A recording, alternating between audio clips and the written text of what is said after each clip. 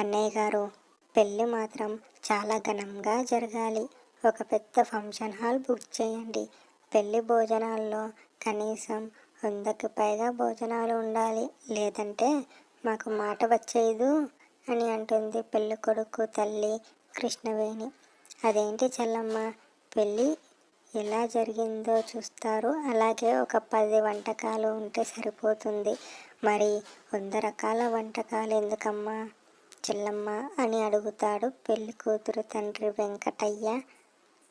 అన్నయ్య, మేము ఏంటో తెలుసు, మాకు ఎంతమంది వస్తారో తెలుసు.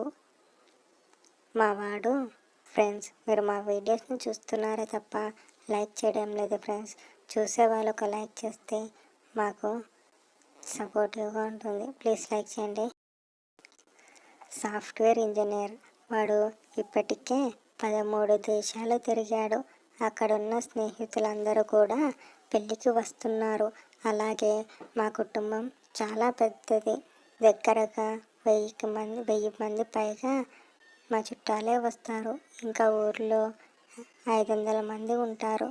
దగ్గరలో మా సైడ్ నుంచి 1500 మంది వరకు వస్తున్నాము. ఇక మీ చుట్టాలందరినీ కలిపితే ఒక 300 రావడమే గొప్ప. మొన్నే చూశాను కదా, దగ్గరలో 2000 మంది వేసుకుందాం. అందరికీ కూడా 100కు పైగానే వంటకాలు చేయించండి. డబ్బు ఎంతైనా పర్లేదు అని కృష్ణవేణి అనడంతో అదంతా వింటున్న పెళ్లి కూతురు వైష్ణవి, డబ్బంతా మాదే కదా, మీదేం పోయింది, సాఫ్ట్వేర్ ఇంజనీరింగ్ అని చెప్పడమే తప్ప రూపాయి పెట్టేదే లేదు. పెళ్లి చూపులకి వచ్చినప్పటి నుంచి ఇప్పటి వరకు కూడా అంతా ఖర్చు మాతోనే పెట్టిస్తున్నారు అని అంటుంది. ఆ మాట విన్న పెళ్లి కూతురు తల్లి వెంకటమ్మ, తప్పే, మీ అత్తగారిని అలా అనకూడదు అని నచ్చ చెబుతుంది.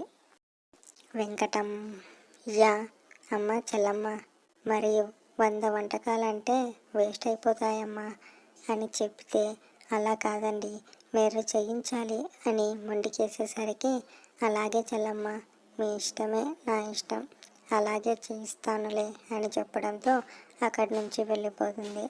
దాని తర్వాత వైష్ణవి, అమ్మ, నా పెళ్లి చూపులకి వచ్చేటప్పుడు మా మావయ్య గారిని చూశాను, అలాగే ఎంగేజ్మెంట్లో చూశాను. ప్రతి విషయంలో కూడా మామయ్య గారు సైలెంట్గా ఉంటున్నారు. మా అత్తయ్యే నోరేసుకొని అందరికీ ఆర్డర్లు వేస్తుంది.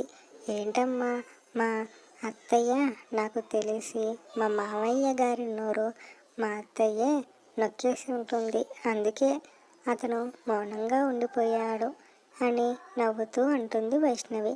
ఏంటమ్మా, నీ భర్త మంచిగా ఉంటే చాలు, ఎవరెట్టిపోయినా మనకు సంబంధం లేదు.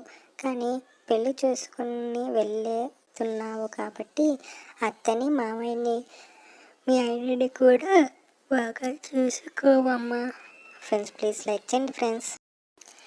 మాకు చెడు పేరు రానివ్వకుండా చక్కగా చూసుకో అని వెంకటమ్మ వైష్ణవికి చెబుతోంది. అలాగేనమ్మా అంటుంది వైష్ణవి. అలా పెళ్ళి కాగానే పెళ్ళి రానే వచ్చింది. ఇంకా వెంకటయ్యకు టెన్షన్ మొదలైంది.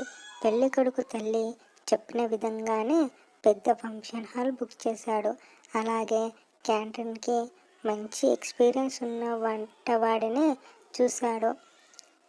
కరెక్ట్గా పెళ్లి సమయానికల్లా భోజనాలన్నీ రెడీగా ఉంటాయని చెప్పాడు.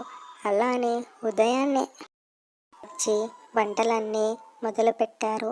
ఇంకా గంట ఉంటుంది అన్న సమయానికి దగ్గరికి అన్ని వంటకాలన్నీ అయిపోవటానికి వచ్చాయి. కరెక్ట్గా భోజనం సమయానికల్లా అన్ని వంటకాలు రెడీ అయిపోయి గిన్నెల్లో సదరడం మొదలుపెట్టారు. అన్నీ కూడా తింటున్న ఏరియాకి ఏ సెక్షన్కి ఆ సెక్షన్గా అన్నీ సిద్ధంగా ఉంచారు. నాన్ వెజ్ తినేవాళ్ళు నాన్ వెజ్, వెజ్ తినేవాళ్ళు వెజ్, అలా కొంతమంది పుల్కాలు, పూరీలు, చపాతీలు, అలా 100 రకాల వంటకాలు రెడీ చేసి టేబుళ్ళపై పెట్టారు. ఒకవైపు పెళ్ళి నడుస్తుండగా అవతల వైపు ఉన్న మరోవైపు మధ్యాహ్నం కావడంతో భోజనాలు తినే వాళ్ళందరూ కూడా నెమ్మదిగా ఒక్కొక్కరు వచ్చి భోజనాలు చేస్తూ ఉన్నారు. అందులో కూడా ప్రతి వంటకాలు బాగానే ఉన్నాయి. చాలా బాగా చేశారు. ఉన్నది ఒక కూతురే కదా అని ఏదో అలా అలా చేయకుండా చాలా ఘనంగా పెద్ద హోటల్ బుక్ చేసి మంచి భోజనాలు పెట్టారు అని ప్రతి ఒక్కరూ కూడా పెళ్లి కూతురు తండ్రి వెంకటయ్యను అందరూ కూడా పొగిడారు. చాలా బాగా ఉన్నాయని అలా అందరూ వచ్చి తినడం మొదలుపెట్టారు. కానీ అన్ని వంటకాలు కూడా ఉండడంతో ఏమి కూడా ఎక్కువగా అయిపోవడం లేదు. వండింది వండినట్టుగానే ఉండడంతో పెళ్లి కూతురు తండ్రి బాధపడుతూ ఉంటాడు. అలా ఎవరైనా తిన్నారా లేదా అని మళ్ళీ ఫంక్షన్ హాల్లోకి వెళ్ళి అందరినీ చూస్తూ ఉంటాడు. ఎవరైనా తిన్నారా లేదా అని. ఫ్రెండ్స్, ప్లీజ్ లైక్ చేయండి ఫ్రెండ్స్. తినకపోతే వెళ్ళి త్వరగా తినండి, చల్లారిపోతాయి అని అనడంతో అక్కడ ఉన్న వాళ్ళందరూ కూడా ఒక్కొక్కరుగా వెళ్ళి తింటూ ఉంటారు. అయినా కానీ వంటకాలు అస్సలు అయిపోవు.